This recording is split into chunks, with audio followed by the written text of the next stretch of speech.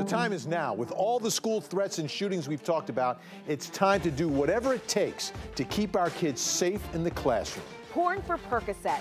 Feds make a huge opioid bust, and you won't believe some of the big names arrested in this sting. A raffle for a rifle. A kids softball team thinks twice about a controversial fundraiser. We had showers and even strong thunderstorms that moved through our area today. The same system that is pushing the rain out is also bringing us a big shift in our temperatures. But first, we're digging deeper into two big headlines tonight. One, the ongoing discussion around school safety as two more schools deal with threats of violence. Two, a major opioid bust right here in Atlanta that landed some pretty big names behind bars. Natisha Lance has more on that. Natisha? Vinny, this bust is happening as the White House is trying to figure out the best way to control the opioid epidemic, and President Trump is putting some extra firepower behind getting that done. The administration is going to be rolling out policy over the next 3 weeks, and it'll be very, very strong. I've also spoken with Jeff about bringing a lawsuit against some of these opioid companies.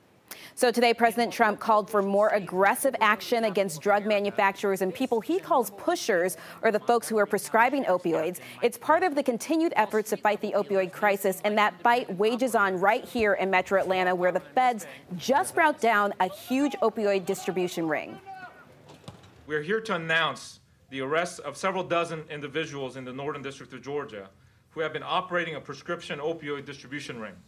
Dr. Joseph Burton led the ring responsible for putting 108,000 illegal doses of powerful opioids on the streets of Atlanta. Dr. Burton chose to sell his medical license, credibility, and position of prominence as a premier subject matter expert for complex cases for sex. You may remember Burton helped solve some of Georgia's most high-profile cases, performing 9 of the more than 25 autopsies in the chilling Atlanta child murders. You're leaving tonight. And he testified in one of the biggest murder trials in Savannah. The case was eventually turned into the film Midnight in the Garden of Good and Evil. 300 pharmacies across the metro filled Burton's 101,000 bogus prescriptions for oxycodone, hydrocodone, and methadone. And in one instance, those pills may have led to a woman's death. A prescription pill bottle with Dr. Burton as the prescribing physician on the label was even found with a deceased woman whose death was caused by oxycodone methamphetamine toxicity, according to an autopsy report. Now, Burton was arrested last October. He's indicted now on a narrow set of charges, and the case is currently being investigated by the DEA, so there could be even more arrests in the future, Vinny. All right, thanks so much, Natisha. Now, I want to put some perspective on the issue of school safety and guns in school and why it is absolutely imperative that something is done and is done now. School safety is different than safety anywhere else because of the children. They have no choice. They have to be there. Every child is mandated by law to go to school. A child can't say, I don't feel safe, so I'm not going to go. Parents can't keep children out of school because they are afraid. Keep your kids out of school and DFACS will be knocking on your door. So we are compelled now to keep them safe.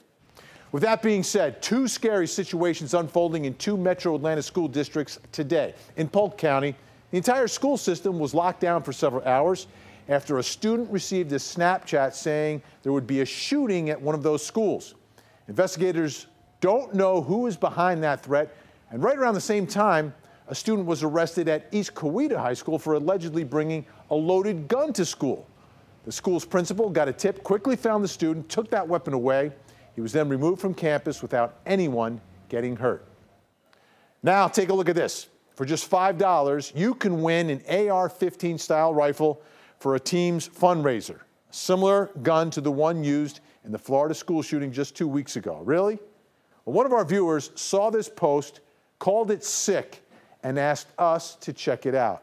And that's what Faith Abube did. And Faith, what did you find out? Well, Vinny, as soon as we started making calls on this, the post disappeared on Facebook, and in its place, an apology calling the raffle inexcusable, insensitive, and a lapse in judgment. With the recent gun shootings or the school shootings, and it's just not appropriate to be raffling off a gun to support youth athletics. That's what John Stewart with Georgia Impact told me over the phone.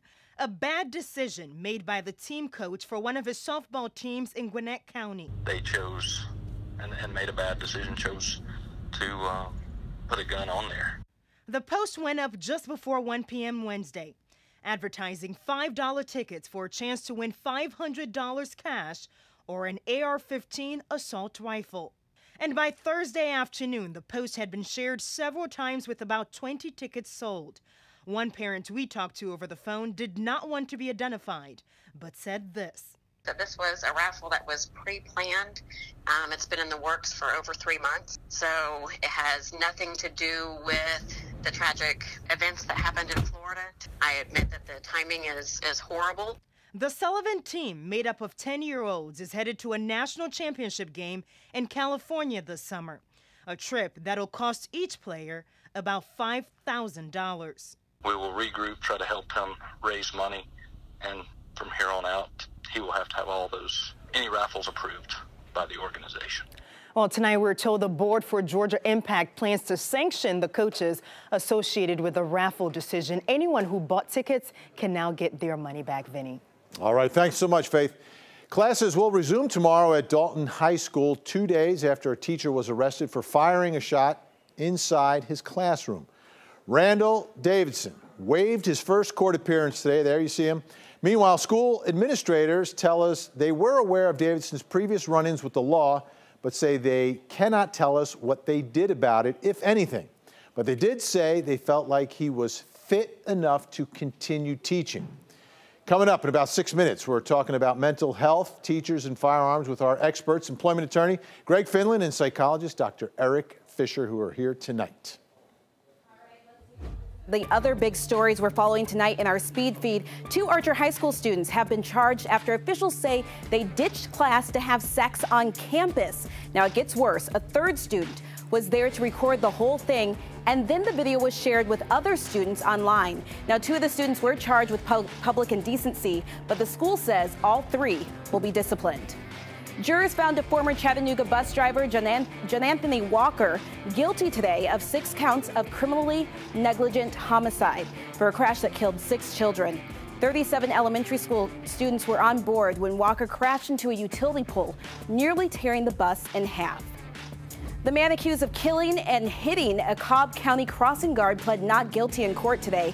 Police say 38-year-old Lamont Whitaker was going nearly double the speed limit in a school zone when he hit and killed 64-year-old Edna Ume in front of the Lindley Middle School. Whitaker is charged with reckless driving and first-degree vehicular homicide. Well, rapper T.I. has called off his fight against Houston's restaurant. The hashtag Boycott Houston's launched last fall, if you recall, after several customers accused the chain of racial discrimination. Well, he's had several meetings with restaurant executives and is proud of the progress they've made, ending with, quote, "I'm happy to say we may now enjoy the spinach dip again." And I am here for that spinach dip, Vinny. Oh, it's good. That's the first place I ate when I moved down here. Oh, because really? The place I was staying was right next door. That was the first place I went. And yes, I had the dip. Well, spinach dip for everyone again. Yep. Thank you, Natisha. Tonight, the body of Reverend Billy Graham is back at his library in Charlotte, North Carolina, after lying in state in the U.S. Capitol Rotunda. The man known as America's Pastor is the first person to be so honored since Rosa Parks back in 2005. Graham served as a spiritual advisor to 12 United States presidents. He died February 21st at age 99. Some 2,300 people, including President Trump and Vice President Pence, are expected to attend his funeral tomorrow. Governor Deal has also ordered flags in Georgia to be lowered to half-staff in honor of Billy Graham. The Dalton High School shooting has us and a lot of you thinking about mental health and school safety, so we're asking, should teachers undergo mental health checks? Grab your phone right now. Go to 11live.com/vote to weigh in.